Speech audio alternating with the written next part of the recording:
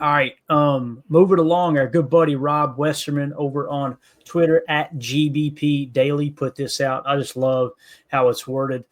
For all the Matt LaFleur haters, tell me if y'all think this is good or not. Since Matt LaFleur became Green Bay's head coach 6 years ago, no team has won more games than the Packers in the entire NFC. I repeat, in the National Football Conference, no other team has won more games since Matt LaFleur became the head coach in Green Bay than the Green Bay Packers. And we always talk about where he ranks overall all time. He's like always hovering around the top 10, top 15 in terms of winning percentage. He's a guy who's now, it was wait till he doesn't have Aaron. Wait till he doesn't have Aaron. He doesn't have Aaron now, and he's continuing to win. I think this is a hell of a feat here, man. I mean, really, this is something that thank God we've got Matt LaFleur as head coach of the Green Bay Packers. And I was hearing a conversation. I'm trying to think of who it was. If it might have been Wildy and Tausch, I can't remember. Someone was talking on the radio, and they were saying that, if it comes down to it, there's been a big conversation of whether Brian Gutekunst and Matt LaFleur will get a contract extension because of comments that Ed Policy made that he doesn't believe in the lame duck coach and this and that. And he's typically going to wait until their contract's up before he extends them, is what it sounds like. But the conversation steered towards, well, if you had to keep one or the other, which would it be? I think everybody unanimously pretty much says, yeah, I would keep Matt LaFleur over Brian Gutekunst. And that's not a knock against Brian Gutekunst.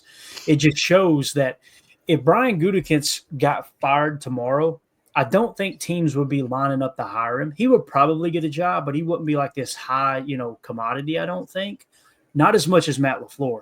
Jacob, if Matt LaFleur was, if he hit the market tomorrow or this coming off season, there will be teams lined up around the block to sign this guy as their head coach. And I think that's the true filter you need to run these type of conversations through is how valuable are they to the rest of the league? And maybe we need to step back and go, okay, maybe we should appreciate what he's done. Because, again, no other team in the National Football Conference has won more games since he became head coach. Yeah. I mean, honestly, for me, it's a tough one, but that's just because I'm looking at it through the eyes of an absolute homer. And I think that I respect Goody way more than I'm sure the rest of the NFL does, just for what he's done and what I think he's had to go through and how he's handled this certain situations. I mean, this is a Packers podcast. I'm not trying to stray off of it, but I just look at what's going on like in Dallas and in Washington and Cincinnati and Chicago and New York, both teams. And it's just, we at least don't have that. Even, our little bit of drama that we had, we seem to kind of nip it in the bud. And to those that we didn't quite, have a resolution, let's say with Elton, something was said or there's an unspoken understanding that this isn't how we do things in Green Bay. Let's keep it quiet. We keep it behind closed doors. And then if there is an issue, the Packers aren't afraid to move away from people and drastically and kind of seemingly, do it for different reasons. But it is tough. Matt LaFleur is a very winning coach, and I think guys really do play for him. So I would probably have to agree with that. Matt LaFleur would be by far the hotter commodity. Yeah. Plus, he's a gorgeous man, Man, we got off the rails quick there. Listen, I like Goody too. Don't take this the wrong way. I'm not saying we should get rid of Goody. I'm simply saying if I had to choose between one or the other, I'm definitely leaning toward Matt LaFleur as opposed to Gutekunst. But I hope they both get extensions. Andy says, why in the world are we thinking of firing either? Exactly, Andy, right? Right. But the conversation got brought up because Ed Policy made a couple comments here earlier this offseason in talking about, and listen, we could go pull the exact quotes. You guys take the time to do that. But essentially it was, do you plan on extending Matt LaFleur and Brian Gutekunst this year? And he basically said, no, not this year. There's no reason to. They're still under contract. Right. And then he said I think he said he didn't believe in the lame duck head coach. Which is like the most Packers answer ever to say, no, they're not in a contract here. Like, why would I, Exactly. That's his job to be kind of stingy with the pocketbook, Yeah, definitely. So yeah, Andy, I don't want you to take it the wrong way, but we're not trying to run them out of town. It's just, I seen this come across and thought, man, can we just take a second and acknowledge this? Cause that's a stat I didn't know. I knew he would be up there because his winning percentage is among some of the best all time in the history of the entire league. So when you see something like this, a new statistic about, winning more games since he became head coach in the NFC, it's pretty impressive. Cody Newman says people hate on both and they're both above average, That's to say the least. Yeah, I mean, to me, Matt LaFleur, if you had to score him, 1 to 10, right? I'd probably put him at about an 8. I was going to say 8.5, just because we want to see him finish in the playoffs. I like what Dennis said here. He says, since we traded away A-Rod, the biggest scandal we've had in Green Bay is Jaden Reed's agent to call and see if he could have number one. Like, that's pretty much true. You know what I mean? Like, yeah. And again, that kind of got debunked, right, Dennis? Like, it's something that, when basically Adam Schefter backed off of that tweet real fast. And everybody's blowing this out of proportion. Like, Adam, bub, your tweet said that his agent wanted to know if he's going to be the number one receiver or not. It's essentially what you said. So, yeah, I'm with you, Dennis. And again, that goes back to what we talked about. I don't think there would be anything wrong with getting Elton Jenkins some guaranteed money. And guys, understand, it doesn't mean you're giving him a raise. You're not doing that. What you're simply doing is you're committing to him next year. You're taking that money that's already allocated, that money that's already against the cap, and you're converting a little bit more to guaranteed to show him, hey, look, we are keeping you next year. You're not a lame duck center this year is essentially what it's saying, right? But Goody not doing that, if he does that, there's going to be 2 or 3 other players, Jacob, that are lined up going, hey, what about me? What about me? And that's the precedent you set within your organization. It's something that Bill Belichick did so well as the general manager of the New England Patriots for so long, is he would not let that get out of line. And when you let it get out of line, you end up with your Terry McLaurin's pissed off. You end up with your Micah Parsons, CeeDee Lamb last year, Dak Prescott the year before that, right? You start to cave a little bit, and now that momentum continues to bend in that direction. So, it's kind of how we see it there. So let's see what Jeff Jones says. Anytime somebody comes in with all caps, this should be interesting. I'm not going to scream like you are, Jeff, but we'll read it here. But Clayton, why are you satisfied with mediocrity? 3 question marks. Don't ever compare Gary to Micah again. Don't compare him to TJ, Max, or Miles either. Oh boy. Do we need to pull the statistics? And we need to pull the fact that Rashawn Gary had a higher pressure rate than both TJ Watt and Max Crosby last year. Do we do that? First of all, no one ever said Gary was as good as Myles Garrett. No one ever said, hey, if I chose between the two, I would take Gary over TJ Watt. We're simply saying people like you, Jeff, who are constantly over the top. It's embarrassing to the fan base because you're not actually looking at what is the scheme calling for? What does the tape show? You're going and reading the box score. You're going and looking at the sack numbers. And you're going, and let me ask you this. If these guys are so damn good, I ask this again. Where's that? Pull that back up one more time, Jake. I want to make sure I get these names right. I'll find it. I got you right here. Just hold on to that one you got there. If they're so good, why did Dallas not make the playoffs last year if Micah's so good?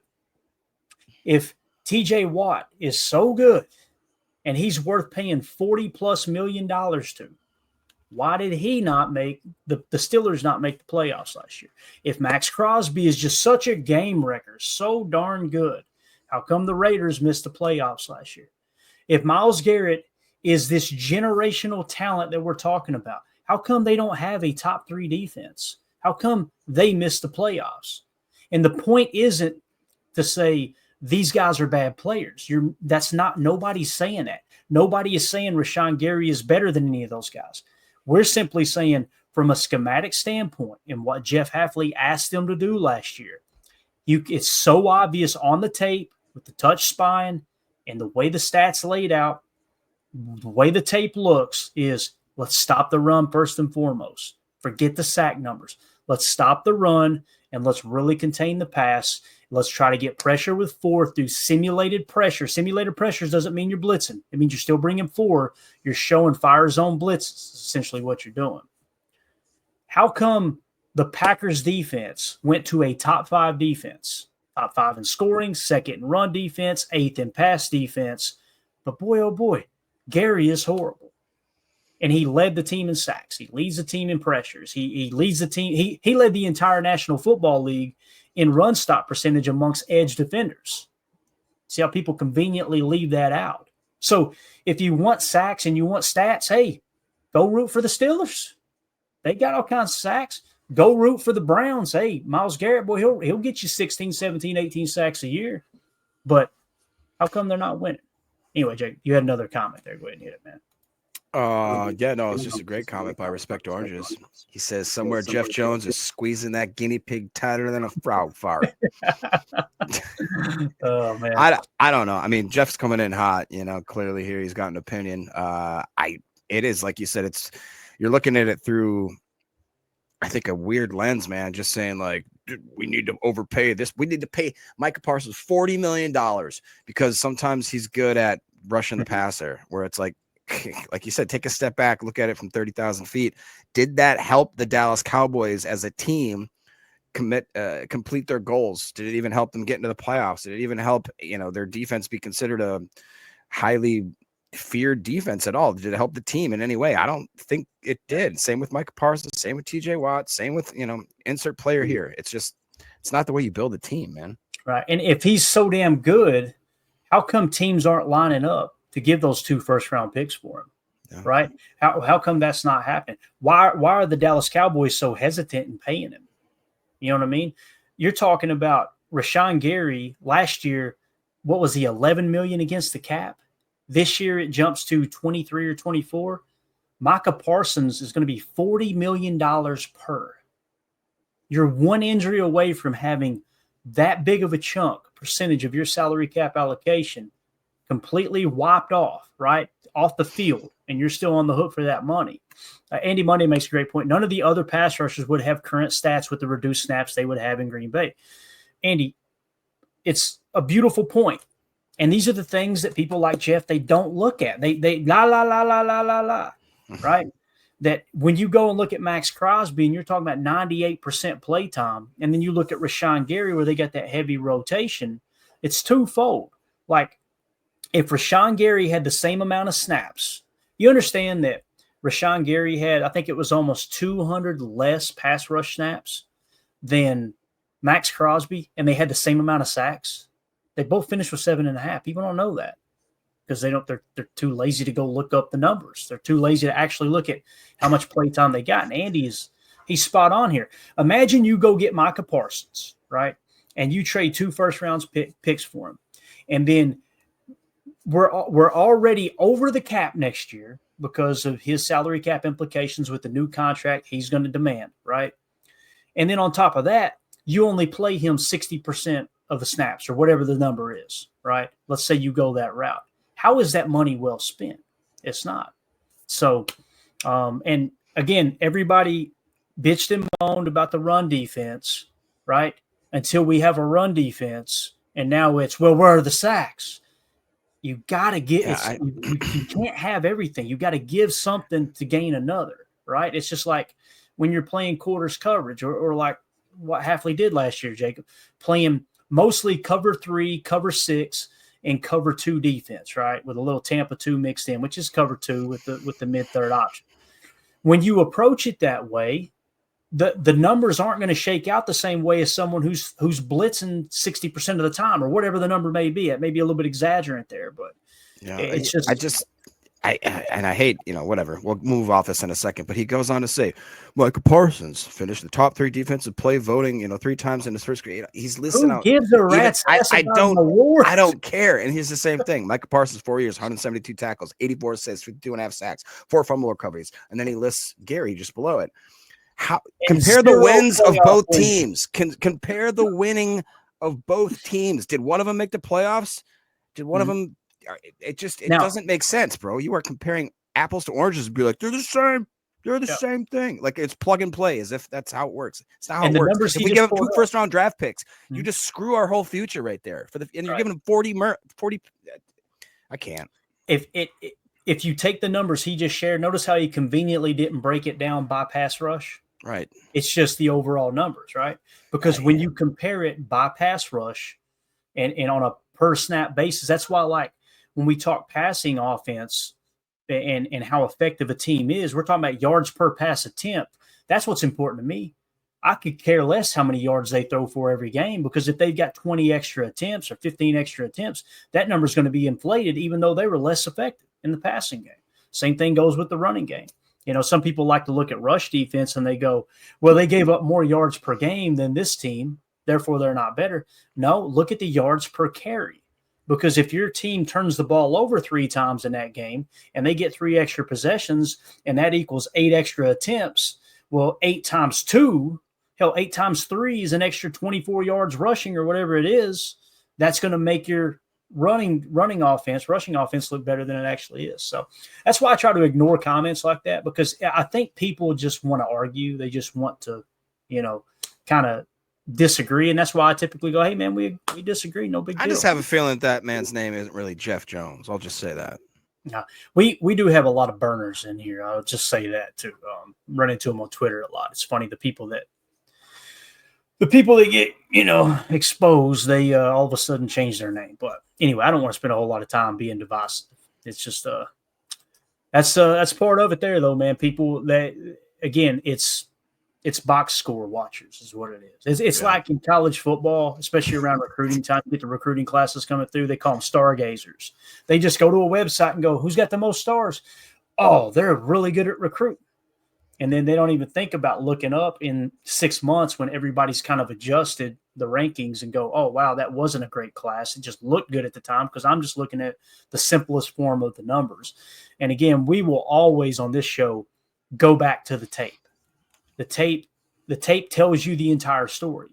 And there are some people that are too lazy to go watch the tape, and they're the ones that go, oh, I know the tape guys say this, the tape guys say that. It's just wild. It's mind-boggling to me that you don't want to learn. You don't want to actually understand. Here's what actually happened on the field. And I'm telling you, you can't see it on the TV copy. You can't. You got to get the box cam. You got to get the all 22 to truly understand what a player's being asked to do. So anyway, didn't expect the Matt LaFleur conversation to go to me settling for mediocrity, though, which is, yeah. Anyway, I'm gonna laugh, dude, this year if LVM blows up, because people like the Jeff Joneses, they will be, you'll never hear from them again. That's the way that typically works. Yep. Drew D with the super chat. Thank you so much, buddy. He says, Daniel Jeremiah said he went to a number of teams' practices and the defense is ahead of the offense in every one of them. Amen, Drew. It's always like that, right? Every single year it's like that, Jacob, because offenses are trying to get their timing down. Offenses are trying out new things, right? Defense typically, well, you heard Halfley. He's already got his install is complete.